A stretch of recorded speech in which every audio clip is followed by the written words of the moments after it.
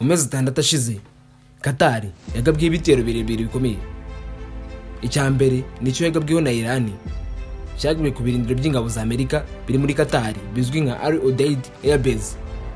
Ibi nibyo birindiro bya mbere binini Amerika ifite mu burasirazuba bwo hagati, ahabarizwa ingabo 10,000 zirimo izirwanira mu mazi, izirwanira ku butaka n'izirwanira mu kirere. Muri make Amerika ifite igisirikare cyuzuye muri Qatar, ku buryo mu gihe cyose byaba ngombwa yakwifashisha ibi birindiro kugaba ibitero ku mwanzi ndetse no kurwana igihe kirekire batakiri ubundi bufasha buturuka Washington DC. Imwe mu mpamvu ituma abanyakatari baryama bagasinzira nuko bazi neza ko imibirindiro bihari, bityo nta gihugu cyapfa kwifata ngo kibagabe ibitero kubera ko igihugu cyaba cyemeje guhangana na Amerika nyirizina. Gusa ibi byose Israël iherutse gusa n'ibisuzugura, igaba igitero gikomeye kuri Qatar neza mu mujyi wa Doha, mu nyubako iri mu gice cya ambasade, amashuri n'inzu zo guturamo. Ni igitero Israël yagabye ivuga ko cyari kigamije guhitana abayobozi b'umutwe wa Hamas bari muri Qatar. Israël ikabashinja ko bagize uruhare mu gutegura igitero Hamas yagabye kuri icyo gihugu mu mwaka wa 2023, ari nabyo havuyemo intambara ikomeje gushyamiranya ingabo za Israël na Hamas.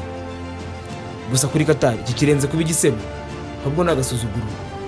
Minisitiri w'intebe wa Qatar, Sheikh Mohammed bin Abdulrahman bin Jassim Al Thani, yakize igitero cy'akagambane ku rwego rwo hejuru, kuko umuntu agukorera ibintu utari witeze na gato akagutaba mu ntama.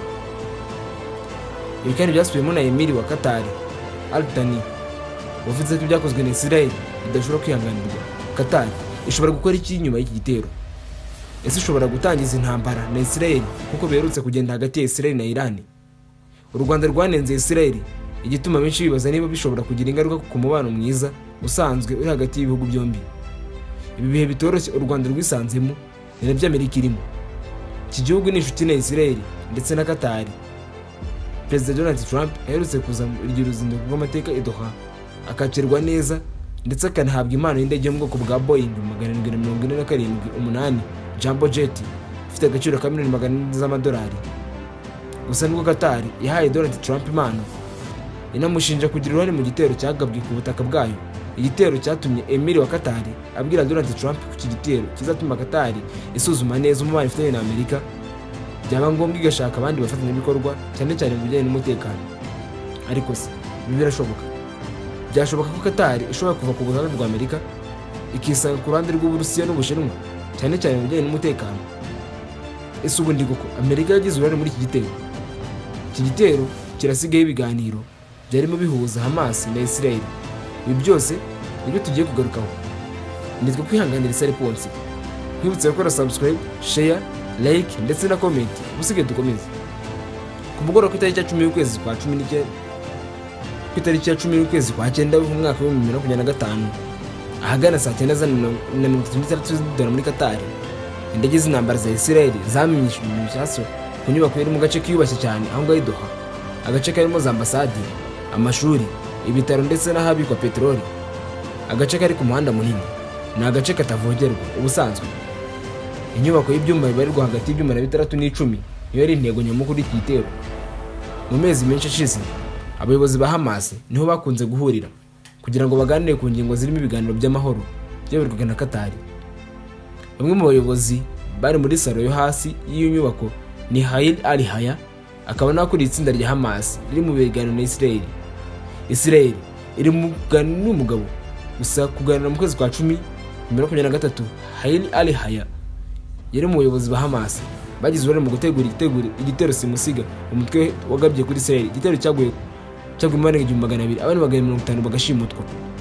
Hakuri inyubako bivuga ko ariho yatuye kuva Israël yagaba ibitero muri Gaza, ndetse kuva icyo gihe harindwaga n'abashinzwe umutekano ba Qatar.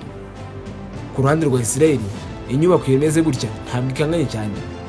Ingabo zirwanira mu kirere zakoresheje indege 15 z'intambara zirimo na F-35, imwe mu ndege zifite ubushobozi bukomeye ku isi.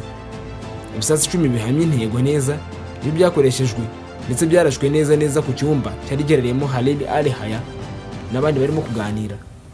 Kubw'amahirwe Hayil Al-Haya yararokotse, arokokana n'abandi bayobozi ba Hamas, gusa umuhungu we yamubereye igitambo kubera ko yaguye mu gitero. Muri make abantu 6 nibo bishwe n'icyo gitero, barimo abarenzi ba Hayil Al-Haya, barimo sekreteri we ndetse n'umurinzi wo ku ruhande rwa Qatar. wari ufite inshingano zo kurinda umutekano w'igipangu cyo muri ibyo biganiro. Nta guca ku ruhande, Israël yahise itangaza ko ariyo yateguye icyo gitero ikanakigaba. Idaciye ku ruhande, yabivuze ko izafata inshingano ku bizaba byose biturutse kuri icyo gitero. Ku ruhande rw'abanyakatari, igitero ubwacyo cyari giteye ubwoba, ariko cyarushijeho kubatera inkeke ni ukumenya uruhare rwa Amerika muri ibi byose. Mwibuke, Amerika yafashije Israël gutegura ibitero icyo gihugu cyakabye kuri Iran ndetse inaha uburenganzira. Ari nayo mpamvu abanyakatari bifuza kumenya niba n'abanyamerika baratanze ubwo burenganzira kuri Israël. Ibi bituzana kuri rwa Amerika muri icyo gitero. Amakuru agaragaza ko urwego rw'ubutasi rwa Israël, Mossad, ku bufatanye n'ingabo zirwana mu kirere, bateguye iki gitero mu buryo bw'ibanga rikomeye cyane, ku buryo abanyamerika batarabutswe habe na gato. Nga mbere Amerika imenya iby'iki gitero ngo nuko yabonye indege z'intambara za Israël zigana mu cyerekezo cya Qatar nta kuzuyaza. Benjamin Netanyahu yahise ahamagara Perezida Donald Trump amumenyesha ko Israël igiye kugaba igitero muri Qatar. Akibyumva, Donald Trump yahise arakarira Netanyahu cyane, amubaza impamvu Israël yagabye igitero ku nshuti y'Amerika, ariko Amerika itabizi. Ikindi gikomeye yamusabye ni uko Israël itagomba kugaba ikindi gitero kuri Qatar. Gusa Netanyahu yakindi yamusubije kuri iyo ngingo. Hagati aho, iki kiganiro kuri telefone cyabaye indege ziri mu kirere zirimo kugana i Doha. Icyo Donald Trump yakoze ni uko yahise ahamagara Emir wa Qatar na Minisitiri w'Intebe w'icyo gihugu abamenyesha ko Israël igiye kubagabira ibitero. Ubwo burakari bukomeye bwahise burafata Emir wa Qatar kubera uburyo Israël itinyutse kugaba igitero. Hejuru y'uruhare Qatar igira mu biganiro bigamije guhosha intambara iri hagati ya Israël na Hamas, iki gihugu gisanzwe gifitanye umubano w'ibanga na Israël ndetse inshuro nyinshi cyagiye gisaba uburenganzira bwo kongera kohereza inkunga muri Gaza, kandi Israël ikabutanga. Na mbere y'intambara, Qatar yagiraga uruhare rufatika mu mibereho y'abaturage b'i Gaza. Iki gihugu cyo cyahembye abakozi bakorera abaturage muri Gaza, kuva ku batanga serivisi z'uburezi, ubuvuzi, imiyoborere n'abandi bakozi ba Palestine. Byashoboka ko Qatar yari yohembaga abakozi ba leta. Kuva mu 2018, Qatar yoherezaga miliyoni 30 z'amadolari buri kwezi muri Gaza kugira ngo aya mafaranga agere muri aka gace Israël abigiragamo uruhare. Ubufatanye bwatumye ibihugu byombi bisa n'ibyizarana, bisa n'ibikorana, nubwo hari izindi ngingo zitumvikanaho. Icyakora nubwo umubano w'impande zombi wari umeze gutya, Israël yakunze kunenga Qatar ivuga ko inkunga yohereza muri Gaza idafasha abaturage nk'uko yabivugwa, ahubwo igira uruhare mu gufasha Hamas, umutwe wahoranye ijambo rikomeye mu gace ka Gaza, kagira n'umutwe wa gisirikare uharinda. Ku rundi ruhande, Israël yakunze gushinja Qatar gucumbikira abayobozi b'umutwe wa Hamas, birego kenshi Qatar ihakanaga. Nyuma y'igitero cya Hamas muri Israël, umubano hagati y'ibihugu byombi wabaye nk'usubira inyuma, nubwo n'ubundi mu ruhame utarusanzwe ari umubano ufatika. Ibintu byongeye gusa nk'ibisubira mu buryo bwa Amerika yinjiraga mu kibazo cy'iyi ntambara, igasaba Qatar kugira uruhare mu bishyira by'ibiganiro. Uruhande rwa Qatar rwo kwakira abayobozi ba Hamas no kubacumbikira byari mu rwego kugira ngo ibiganiro hagati y'impande zombi bibashe kugenda neza, ndetse ikavuga ko iki ngiki ari icyifuzo cya Amerika. Kubera byose, Qatar yafashe icyemezo cyo kwigabaho ibitero nk'ubugambanyi yakoreye na Amerika ifatanyije na Israël. Muri cya kiganiro Emir wa Qatar yagiranye na Donald Trump, yamubwiye ko igihugu ayoboye kigiye kongera gusuzuma imibanire gifitanye na Amerika ndetse kikaba cyashaka izindi nshuti. Kuri iyi ngingo hibazwa byinshi. Icya mbere ni ukumenya niba Qatar yakwemera guhara umubano mwiza isanzwe ifitanye na Amerika, cyane cyane mu bijyanye n'umutekano. Qatar ni igihugu cy'abaturage miliyoni hafi 3, abari mu gisirikare bakaba hagati y'ibihumbi 22 n'ibihumbi 26.